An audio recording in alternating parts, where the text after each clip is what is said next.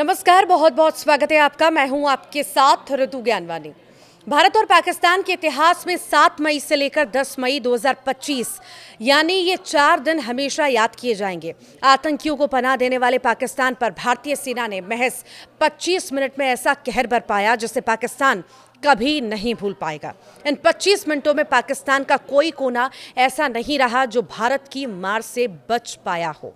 पाकिस्तान को ऐसी चोट लगी जो ना छुपाए छुपती है और ना बिना दिखाए बर्दाश्त भी नहीं होती। लिहाजा पाकिस्तान के सामने प्रोपेगेंडा वॉर के अलावा कोई चारा नहीं बचा है। वो केवल दुनिया के सामने झूठ परोस रहा है। यहाँ तक कि भारत के सटीक हमलों से बिफरे पाकिस्तान ने ये तक फैलाने की कोशिश की कि भारत ने एक मिसाइल अफगानिस्तान में भी दागी। सोचिए, पाकिस्तान किस कदर झूठ और फरेब की कहानियों को गढ़ने में लगा है। कमजोर और कपटी का सबसे बड़ा हथियार झूठ ही होता है, लेकिन पाकिस्तान के इस कपट की पोल तुरंत ही खुल गई जब खुद अफगानिस्तान के रक्षा मंत्रालय के प्रवक्ता ने साफ कर दिया कि पाकिस्तान के दावे में कोई सच्चाई नहीं। भारत ने अफगानिस्तान पर कोई मिसाइल नहीं दागी। इस झूठ को बुनने के पीछे पाकिस्तान की मंशा क्या रही होगी? क्या पाकिस्तान अपने पड़ोसी अफगानिस्तान को भी किसी तरह इस युद्ध में खींच लाना चाहता था? क्या उसने हमेशा की तरह अफगानिस्तान में सत्तारूढ़ सरकार को भारत के खिलाफ करने की नाकाम कोशिश की थी? अगर ऐसा है तो पाकिस्तान ने ऐसा क्यों किया? क्या अफगानिस्तान को पाकिस्तान फिर ऐसे षड्यंत्र में खींच लाना चाहता है जिसने अफगानिस्तान के इतिहास, उसकी राजनीति और समाज सब पर इतनी गहरी खरोंच डाली कि वो आज तक उनसे उभर नहीं पाया?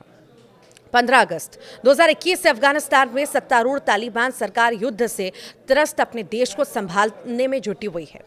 तालिबान की नीतियां काफ़ी कट्टर हैं, लेकिन एक देश के शासक के तौर पर अपनी जिम्मेदारियां तालिबान को भी समझ में आ रही हैं। उसे यह समझ में आने लगा है कि कौन अफगानिस्तान का असली दोस्त है और कौन दुश्मन है, कौन उसे अपने फायदे के लिए इस्तेमाल करता है। दुनिया की बड़ी ताकतों की निगाह आज भी अफगानिस्तान पर लगी है, लेकिन तालिबान समझ रहा है कि उसे किस तरह इन ताकतों के पंजों से बचते हुए अफगानिस्तान को तरक्की के रास्ते पर ले जाना है।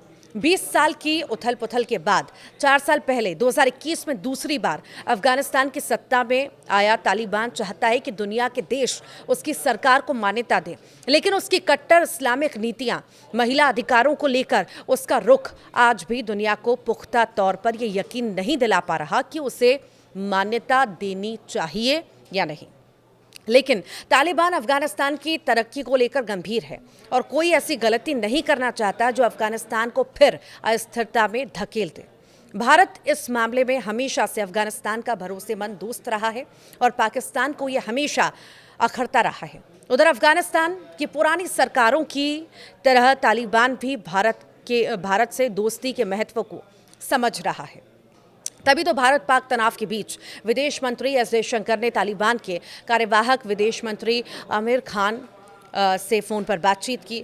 भारत ने अफगानिस्तान में सत्तारूढ़ तालिबान सरकार के उस रुख का स्वागत किया जिसमें भारत और अफगानिस्तान के बीच अविश्वास पैदा करने की कोशिशों को तालिबान ने खारिज कर दिया।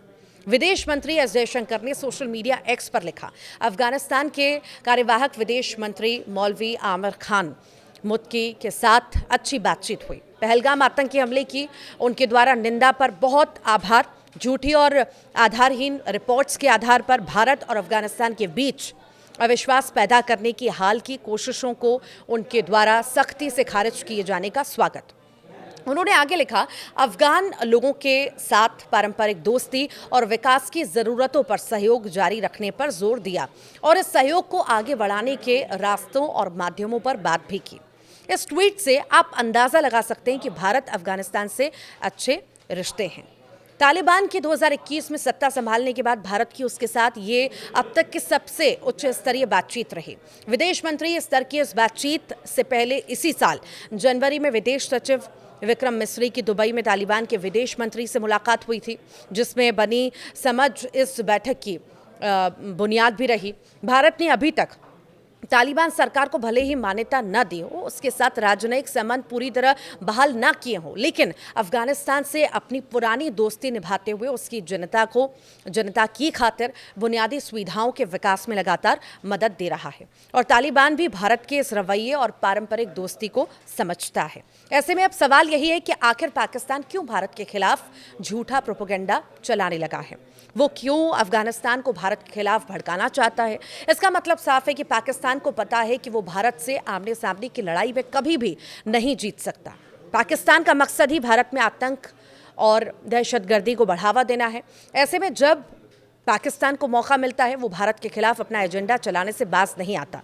भारत से हुए जंग के हालात में जैसे ही उसे मौका मिला, उसने अफगानिस्तान को भारत के खिलाफ भड़काना भी शुरू कर दिया, झूठा प्रोपेगेंडा भी फैलाना शुरू किया, लेकिन वो अपने मकसद में कामयाब नहीं हो पाया। आज हम जिस अफगानिस्तान को देख रहे हैं वो बिल्कुल अलग है। बहुत कम लोगों को ये पता होगा कि अफगानिस्तान में साल 1919 में ही महिलाओं को मताधिकार का इस्तेमाल करने का अधिकार मिल गया था। 1950 के दशक में जो अफगानिस्तान में पर्दा प्रथा लगभग समाप्त हो चुकी थी। महिलाएं शिक्षा, नौकरी और सार्वजनिक जीवन में सक्रिय भूमिका निभा रही थी। 1964 में देश ने एक नया संविधान अपनाया जिसमें महिलाओं के अधिकारों पर विशेष जोर दिया गया था। और इस दौर में अफगानिस्तान धीरे धीरे आधुनिकता और प्रगतिशील सोच की ओर बढ़ भी रहा था। 20वीं सदी के आरंभ से लेकर 70 के दशक के अंत तक का ये समय अफगानिस्तान के इतिहास में सबसे स्थिर और शांतिपूर्ण समय माना जाता है। लेकिन इसके बाद इस देश में ऐसा कुछ हुआ जिसकी कल्पना किसी ने नहीं की थी। गृह युद्ध और कट्टरपंथी सोच ने सबसे अधिक नुकसान अफगानी महिलाओं को पहुंचाया।